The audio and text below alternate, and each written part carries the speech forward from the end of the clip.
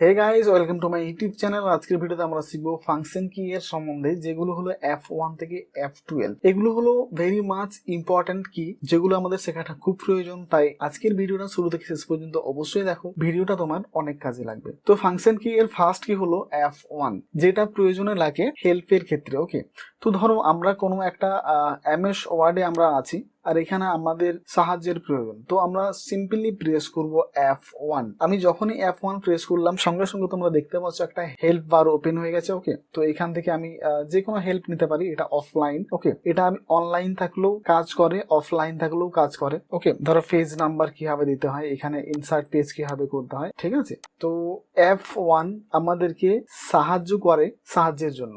Okay, actually it's funny. F1 আমরা press করব সাহায্যের জন্য।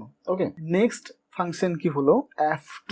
F2 আমাদেরকে সাহায্য করে কোনো জিনিসকে রিনেম করার জন্য, যেমন কি প্রজেক্ট 7। এখানে আমি যদি F2 প্রেস করি এখন, তাহলে সেটা আমাকে এখন আমি সেটাকে রিনেম করতে পারি। ওকে, তো রিনেমের জন্য অর্থাৎ F2 দিয়ে আমরা রিনেম করতে চাইলে সিম্পলি আমরা যে সফটওয়্যার বলো, ফোল্ডার বলো, যেটাকে রিনেম করতে চাই, সেখানে গিয়ে জাস্ট সিলেক্ট করব অ্যান্ড প্রেস করব F2। সঙ্গে সঙ্গে কিন্তু আমাদেরকে রিনেমের অপশন এখানে দেখাবে। বাট আরেকটা এখানে ইউজ করা যায় F2 কে। ধরো আমি এরকম একটা ওয়ার্ডে বা যে কোনো জায়গায় আমি একটা ফরম্যাট তৈরি করেছি, যেটাকে আমি প্রিন্ট আউট করতে চাই, বাট প্রিন্ট আউটের আগে আমরা সবসময় প্রিন্ট প্রিভিউ দেখে নিই। তো F2 এর সাহায্যে আমরা প্রিন্ট প্রিভিউ করতে পারি। সেটার জন্য আমাদেরকে কন্ট্রোল উইথ F2, অর্থাৎ কন্ট্রোল কি এর সাথে F2 প্রেস করলে আমরা এর দেখতে পাবো। ওকে, চলো এস্কেপ কি এর মাধ্যমে আমি এটাকে ব্যাক করে নিলাম অ্যান্ড এটাকে মিনিমাইজ করে নিচ্ছি। ওকে, F3 আমাদের 3 নম্বর ফাংশন কি।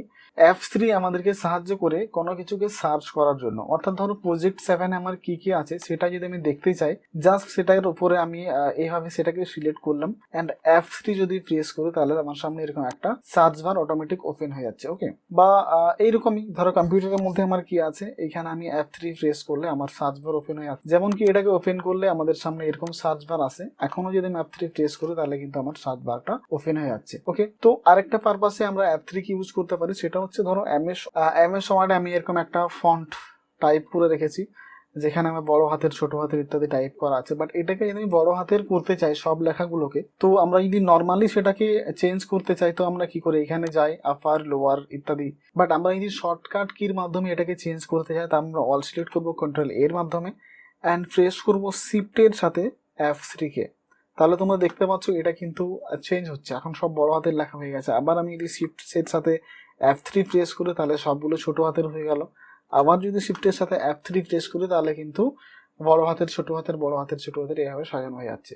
তো 1 নম্বর হচ্ছে আমরা F3 এর মাধ্যমে সার্চিং করতে পারি। আরেকটা হচ্ছে শিফটের সাথে যদি আমরা F3 প্রেস করি, তাহলে আমরা লেখাগুলোকে ছোট হাতের, বড় হাতের ইত্যাদিতে রূপান্তর করতে পারি। ওকে, দ্যাটস ইট। চলে যাচ্ছি নেক্সটে F4। F4 আমাদেরকে সাহায্য করে কোনো জিনিসকে ক্লোজ করার জন্য। ওকে, এটাকে আমরা শাটডাউন করার জন্য ইউজ করতে পারি, বা যদি আমাদের কোনো জিনিস ওপেন থাকে, ধরো আমি কম্পিউটার এটাকে ওপেন করলাম, এটাকে যদি আমি ক্লোজ করতে চাই, আমরা কি করি, সাধারণভাবে এখানে গিয়ে ক্লোজ করি। বাট F4 এর মাধ্যমে আমরা যদি কোনো কিছুকে ক্লোজ করতে চাই, তখন কিন্তু আমাদেরকে অল্ট বাটনটার সাহায্য নিতে হয়। অর্থাৎ অল্টের সাথে আমি যদি F4 ইউজ করি, তাহলে কিন্তু সেটা ক্লোজ হয়ে যায়।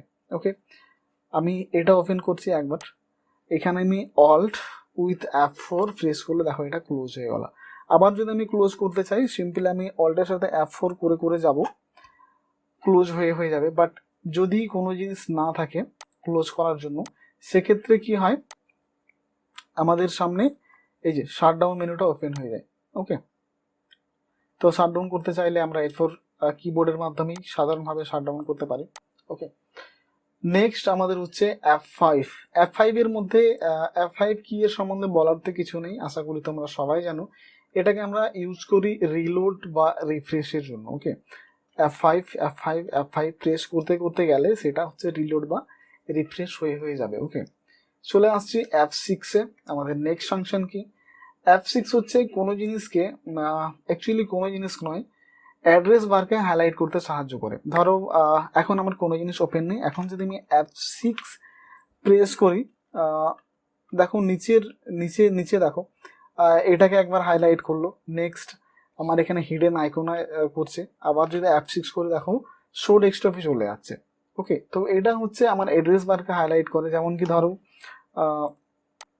এইখানে অ্যাড্রেস বার, আমি এখানে F6 প্রেস করছি আর সঙ্গে সঙ্গে কিন্তু আমার অ্যাড্রেস বারটা হাইলাইট হয়ে যাচ্ছে। অর্থাৎ এখন আমি যদি কোনো জিনিস টাইপ করতে চাই তো এখানে ABC যাই হোক আমি টাইপ করতে পারি। ওকে, অন্য জায়গায় একবার দেখে নিই আমরা। ধরো আমি কম্পিউটার ওপেন করলাম আর এটা হচ্ছে আমাদের সার্চ বার, তাই তো, বা অ্যাড্রেস বার বলা হয়।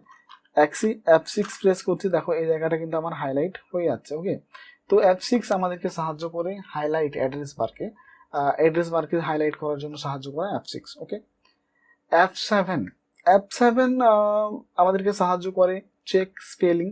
অর্থাৎ আমরা যদি MS ওয়ার্ডে যখন কোনো কিছু টাইপ করি সে সময় যদি আমাদের কোনো জিনিস বানান ভুল লেখা থাকে তো এটা আমাদেরকে সিগন্যাল করে যে এই জায়গাটা তোমার বানান ভুল আছে বা কারেক্ট সাইন করতে এটা আমাদেরকে সাহায্য করে।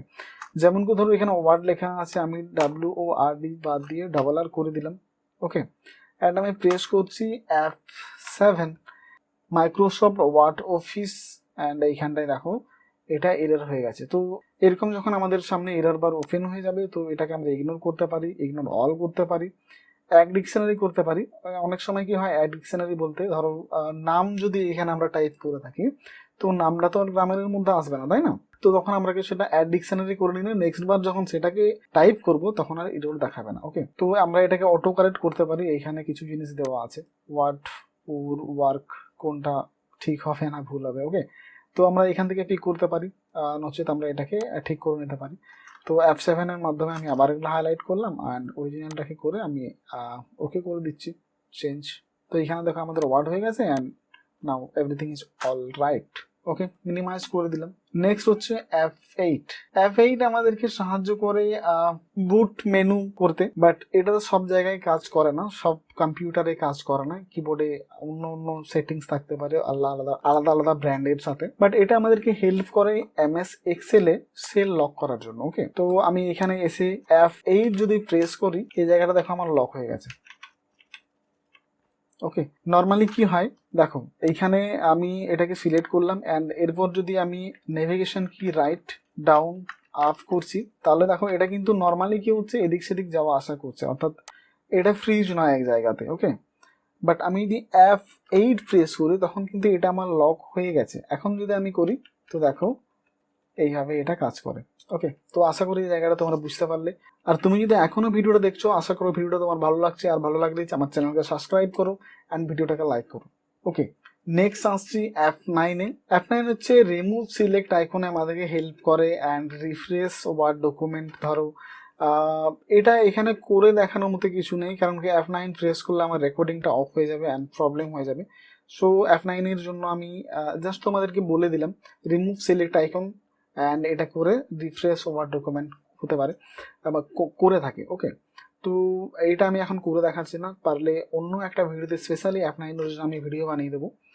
অ্যান্ড নেক্সট ফাংশন কি হচ্ছে F10, অ্যান্ড F10 আমাদেরকে হেল্প করে অ্যাজ এ রাইট ক্লিক। ধরো আমি কোনো সফটওয়্যার বা ফোল্ডারের উপরে যদি রাইট ক্লিক করি যা যা অপশনগুলো এখানে আসছে সেম শিফট বাটনের সাথে আমি যদি F10 কি প্রেস করি সঙ্গে সঙ্গে কিন্তু সেম অপশনগুলো আমার সামনে ওপেন হয়ে যাবে। ওকে, বাট এই মুহূর্তে আমি তোমাদেরকে F10টা করে দেখাতে পারছি না, কারণ কি আমি অনেকবারই চেষ্টা করলাম শিফটের সাথে F10 বা সিঙ্গেল যদি আমি F10ও প্রেস করছি সঙ্গে সঙ্গে কিন্তু আমার রেকর্ডিংটা অফ হয়ে যাচ্ছে। ওকে, তো আই এম এক্সট্রিমলি সরি, এটা আমি তোমাদেরকে করে দেখাতে পারছি না, বাট তোমরা অবশ্যই এটা ট্রাই করবে অ্যান্ড এর রেজাল্ট তোমরা অবশ্যই পাবে। ঠিক আছে, F10 আমাদেরকে হেল্প করে অ্যাজ এ রাইট ক্লিক। ওকে, তো চলে আসছি F11 আমাদেরকে হেল্প করে ফুল স্ক্রিন করার জন্য। আমাদের সামনে যদি কোনো ব্রাউজার ওপেন থাকে অ্যান্ড সেটাকে আমরা ফুল স্ক্রিন করতে চাই জাস্ট প্রেস করবো F11 আর সেটা কিন্তু আমাদের ফুল স্ক্রিন হয়ে যাবে। এখানে লেখো দেখা হচ্ছে press F11 to exit full screen. Okay, তো F11 এর সাহায্যে আমরা ফুল স্ক্রিনটাকে এক্সিট অ্যান্ড ফুল স্ক্রিন করতে পারি। এটা অনেক সময়ই হয়, অর্থাৎ যদি ব্রাউজিং ছাড়াও এই যে ব্রাউজটা আমি ওপেন করে রেখেছি না ক্রোম ব্রাউজারকে, এটা ছাড়াও আমি যদি কোনো ভিডিও প্লে করি, ধরো VLC চালাচ্ছি, সেক্ষেত্রেও যদি F11 আমি প্রেস করি সেটা কিন্তু আমাদের ফুল স্ক্রিন হয়ে যাবে। ওকে, তো নেক্সট চলে যাচ্ছি F12 যেটা আমাদের লাস্ট। অ্যান্ড F12 আমাদেরকে হেল্প করে কোনো জিনিসকে সেভ অ্যাজ করার জন্য, বিশেষ করে MS ওয়ার্ডে। ওকে, আমি MS ওয়ার্ড ওপেন করে নিচ্ছি আর এখানে আমি তোমাদের জন্য F1 থেকে F12 পর্যন্ত যা যা ফাংশন কি ওয়ার্ক করে সেগুলো তোমাদের জন্য টাইপ করে রেখেছি। পারলে তোমরা এটাকে স্ক্রিনশট করে নিতে পারো যে কোন ফাংশন কি এটা কি কাজ করছে। ওকে, তো এখানে দেখো F1 F2 F3 আমি এভরিথিং F1 থেকে F12 পর্যন্ত টাইপ করে রেখেছি। এটাকে তোমরা ভালো করে রিড করার জন্য স্ক্রিনশট অবশ্যই নেবে। অ্যান্ড F12 আমাদেরকে হেল্প করবে হচ্ছে open the save as dialog box. Okay, তো আমি এখন F12 প্রেস করলাম অ্যান্ড আমাদের কাছে সেভ এজের ডায়লগ বক্সটা কিন্তু ওপেন হয়ে গেল। ওকে, সেভ এজ হচ্ছে এটা ফাংশন ফাইল নেম, আমি এখানে ফাংশন কি আছে এটাকে আর মুছে নতুন কোনো নাম দিচ্ছি না। তো মেন পয়েন্ট হচ্ছে যে F12 প্রেস করলে আমাদের কাছে কিন্তু সেভ এজ এর অপশনটা ওপেন হয়ে যায়। ওকে, এখন আমি এখানে সেভ করলে আমার এটা সেভ এজ হয়ে গেল। ওকে, তো এই ছিল আজকের আমাদের টিপস অ্যান্ড ট্রিক্স। আশা করি ভিডিওটা তোমাদের ভালো লাগলো। ভালো লাগলে ভিডিওকে লাইক করো অ্যান্ড চ্যানেলকে সাবস্ক্রাইব করো।